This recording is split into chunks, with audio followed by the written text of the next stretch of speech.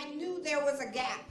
I knew there was a gap in black women and in black families when it came to building wealth, and building a legacy. I'm like, how many famous black families do I know who are wealthy?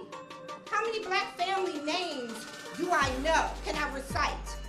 And I started to realize there was a gap.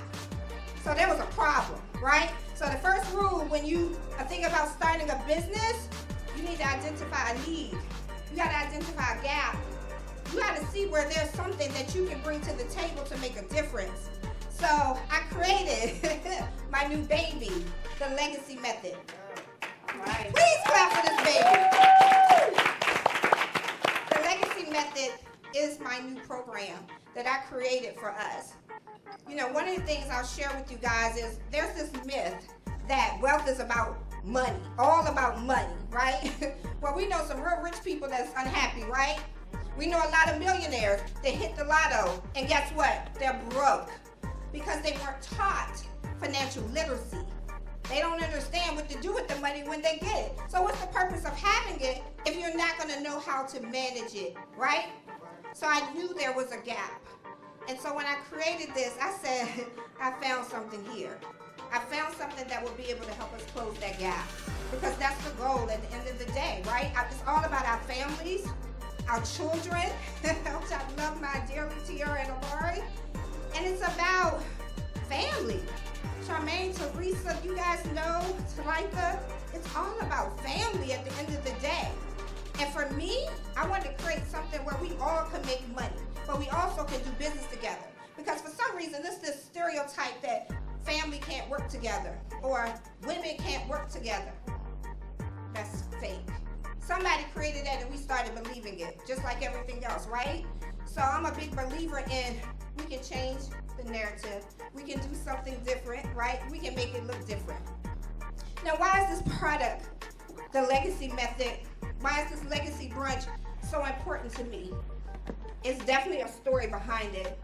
Like, I didn't just create this because I wanted to. I'm very proud. I was raised by a single father, and my mom passed away when I was in elementary school. And when she passed away, for my dad to be 30, raising 2 kids, my brother and I, me and Lloyd, I don't know what to say about that. To be able to have my father do what he's supposed to do as a parent with the absence of my mom was everything to me. And even though there were days I was mad at him when he would wake me and my brother up that we got to go work on this candy truck. When there were days that we had to go help him get the seafood business ready so he could hit all the communities and deliver his LT seafood, I used to be mad at him. Like, Dad, we're still kids. But we had to grow up. We had to help. And so I remember those days. And I think about legacy. My daddy gave me something more powerful than money could ever give you. Discipline, respect, character, a name, the Taylor name. So I knew I had to keep that name going. I knew that was important to figure out how do I do that. And then when my daddy started this pallet business, when I was in high school, Katina may not know this, I used to be so embarrassed. So like my dad was driving around in this old beat up pickup truck picking up pallets every day. I was like, Dad, you picking up, what are you going to do with them?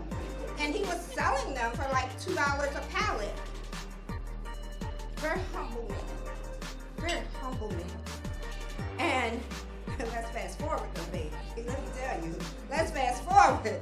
My brother's not here today, but my brother walked in them shoes real quickly. It's been some struggle. It's been some challenges, but baby, that's a seven-figure business today. My brother's one of the only black-owned pallet businesses. Do you hear me? In Virginia, probably North Carolina too, because he's met a few. So to be able to carry these things on, to be able to be, the first to inherit a business, that's legacy, right? So everybody's talking about it, but let me show you what it's really about and what it looks like, because that's what it looks like, what you're seeing right here. So for us to be able to inherit that business, and then to start a trucking business, where a majority of the people who run the business is family or women, I don't know what else to say. One thing I know for sure is my children, my nieces, my nephews, their kids, they're going to have at least, we know, 2 businesses or 3 that they'll be able to continue to run when I'm not here. That's when you start building a legacy. That's when you start building wealth. When you start writing checks and you don't even check your bank account, that's when you begin to say, yes, baby, I am starting to see, right? But when you still checking your bank account when you're making a purchase, you ain't wealthy. If you don't have family around you, you aren't wealthy. If you don't have people around you who support you, you are not wealthy. If your family don't stand up with you, you're not wealthy. See, I started to tell you, everybody thinks it's about money. See, legacy is about the name, carrying on a good, positive thing with people who have great character. Building a legacy is about, I see you, Beverly, about those pearls that you continue to keep in your family. That every wedding, that grandmother that comes up and says, baby, you can't walk down the aisle without these pearls. It's about those paintings and that art that's in your home that you tell your kids, you better not sell this because we need to keep this in the family. See, that's when you start to build those things. It's also about traditions, right? It's about the times you spend with your family, the memories you make, the mark you make. So when you're gone, your kids are still carrying that on if you're not here. That's what we're talking about today. We're talking about building a legacy, we're talking about being wealth builders, and we're talking about something bigger than money. Because if you do all these other things I'm talking about, you're gonna get wealthy. It don't take long to do that. In a year's time, we made $750,000 in a trucking company. So don't tell me we can't go out here and build wealth. It's a choice. It's discipline. It's structure. It's routines. It is having a good team and good teachers too as well. So I don't want to leave that out. Guys, I just want to again thank you. Thank you, thank you, thank you. Thank you for attending and being a part of this today. And I'm just so thankful and I'm just so blessed because I could not do this without you. When they truly say it takes friendships, family, and people that really love you and care about you to do what you do every day, that's a fact. The 4 women that I asked to be here today, they did not blink. When I called or text or email Katina, I'm there. What you need me to do. We don't talk every day. We don't see each other every day. But we've been friends since middle school, and she know how we used to ride for each other back then. When I called Nicole Hardy, that's my girl. She's traveling all over the world. I got her baby with her, living on the beach. They built her a house. I called her. She said, I can't be there in person, but tell me what time you need me to sign in. I'm there. When I called Shakika, when I moved to Charlotte, oh God, that's a story. But the bottom line is when I call her, my daughter has a volleyball game. But tell me what time to sign in. I'm going to be there. When I called Teresa, it was not even a question, baby.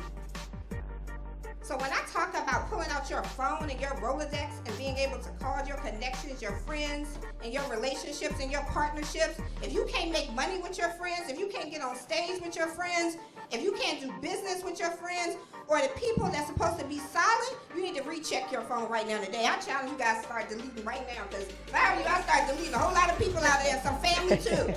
Because, honey, let me tell you something.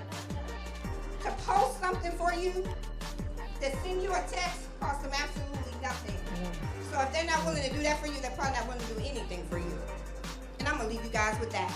Okay? All right.